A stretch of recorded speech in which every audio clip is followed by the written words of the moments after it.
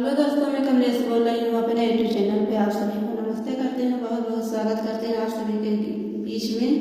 माता जी का पचरा गीत गाने जा रही हूँ। बहुत अच्छा है, बहुत प्यारा है। आप सभी दिल लगा के मन लगा के सुनिएगा। लाइक सब्सक्राइब शेयर करिएगा, प्यारा प्यारा कमेंट करके जरूर बताइएगा कैसा लगा। ऊंची पहाड़वा से चले दुर्गे मैया, होके घूमई लागी नाय।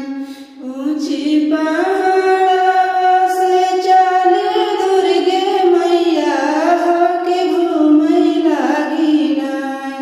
मैया मोरी हटिया बजरिया, होके घूमई लागी नाय। मैया मोरी हटिया बजरिया, होके घूमई लागी नाय।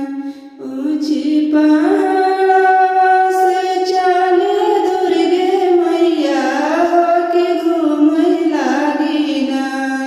मैया मोरी हटिया बजरिया, होके घूमई लागी नाय।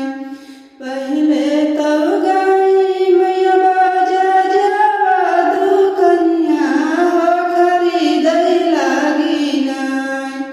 पहले तो गाई मैया बाजा जावा दुकनिया, हो खरीदई लागी नाय। मैया मोरी चटकी चुनरिया, हो खरीदई लागी नाय। मैया मोरी चटकी चुनरिया, हो खरीदई लागी नाय। रथवा सवार होय कै चले सातो बहिनी, होके घूमई लागी नाय। रथवा सवार होय कै चले सातो बहिनी, होके घूमई लागी नाय। मैया मोरी सेवा का नगरिया, होके घूमई लागी नाय। मैया मोरी सेवा का नगरिया, होके घूमई लागी नाय। रथवा सवार होय कै चले सातो बहिनी, होके घूमई लागी नाय। मैया मोरी सेवा का नगरिया, होके घूमई लागी नाय। मैया मोरी सेवा का नगरिया, होके घूमई लागी नाय।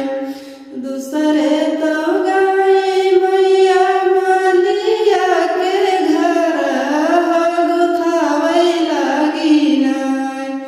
दूसरे तो गाई मैया मालिया के घर, हो गुथावई लागी नाय।